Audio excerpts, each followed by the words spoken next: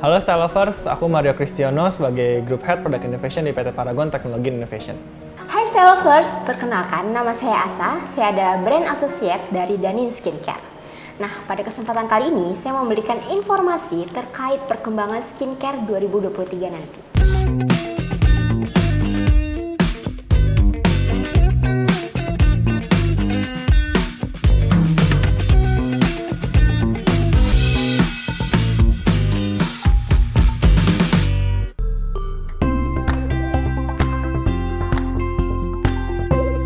Ya, jadi kalau kita lihat market serum itu lebih besar juga daripada market sunscreen, dan kalau kita lihat di pasar, serum itu optionsnya lebih banyak. Orang-orang juga mungkin ada beberapa yang udah menuju cukup bingung untuk memilih serum mana yang cocok gitu ya. Nah, kita ngeliat sih ke depannya serum-serum ini tetap akan stay karena serum ini udah menjadi staple. Jadi kayak kalau kita tanya ke konsumen pun, kita di riset nanya serum itu sering kesebut mereka pasti pakai. Karena serum pun juga ada optionsnya udah beragam, dari yang lebih affordable sampai mungkin serum yang dia ngerasa lebih value for money itu udah ada. Jadi kita ngerasa serum itu tetap going strong.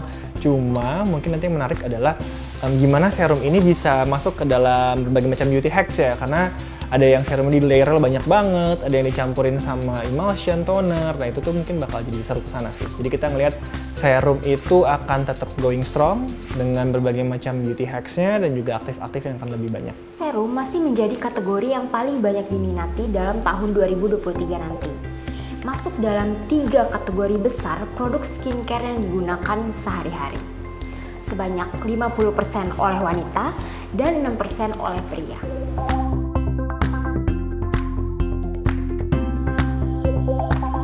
Untuk konsistensi serum 2023 yang paling diminati nantinya, itu serum yang paling nyaman digunakan, yang memiliki efek melembabkan, mudah meresap, dan juga oil control.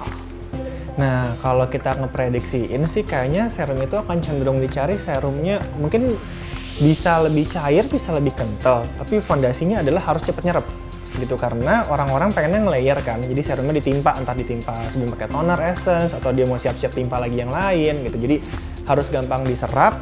Nah mungkin memang kalau yang dia lebih tipis tuh buat kulit orang yang oily tuh enak ya, mau timpa 2-3 serum tuh nggak masalah.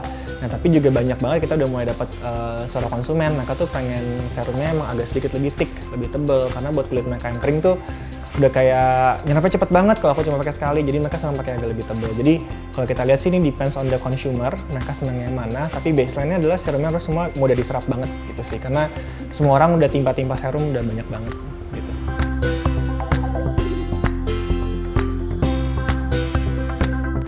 Kalau kita lihat serum-serum ini akan semakin spesifik klaimnya. Jadi misalkan kalau kita ngomongin serum mencerahkan mungkin nggak cuma mencerahkan aja, tapi spesifik, membersihkan noda hitam, anti dark spot, atau misalkan ketika ngomongin serum anti aging, ngomongnya diminishing wrinkles. Jadi klaimnya akan semakin spesifik karena orang-orang ketika mereka layering, bisa aja mereka sama-sama nge-layer serum yang lightening gitu ya, mencerahkan, tapi beda concern gitu, beda jawabannya. Jadi kita lihat sih klaim-klaim yang lebih tajam gitu sih, dan tetap mungkin mainan di brightening sama anti-aging ya, dua itu yang akan jadi tetap tren 2023. Di tahun 2023, klaim serum yang paling banyak diminati itu masih sama seperti tahun ini, yaitu serum yang dapat memperbaiki skin barrier kulit.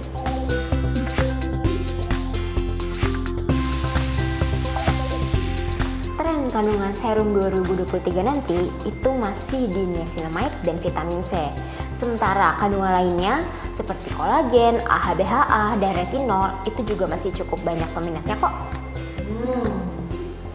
Nah kalau kita lihat serum-serum ini akan semakin spesifik klaimnya. Jadi misalkan kalau kita ngomongin serum mencerahkan mungkin nggak cuma mencerahkan aja, tapi spesifik, membersihkan noda hitam, anti dark spot, atau misalkan ketika ngomongin serum anti aging, ngomongnya diminishing wrinkles. Jadi klaimnya akan semakin spesifik karena orang-orang ketika mereka layering, bisa aja mereka sama-sama nge-layer serum yang lightening gitu ya, mencerahkan, tapi beda concern gitu, beda jawabannya. Jadi kita lihat sih klaim-klaim yang lebih tajam gitu sih, dan tetap mungkin mainan di brightening sama anti-aging ya, dua itu yang akan jadi tetap tren 2023.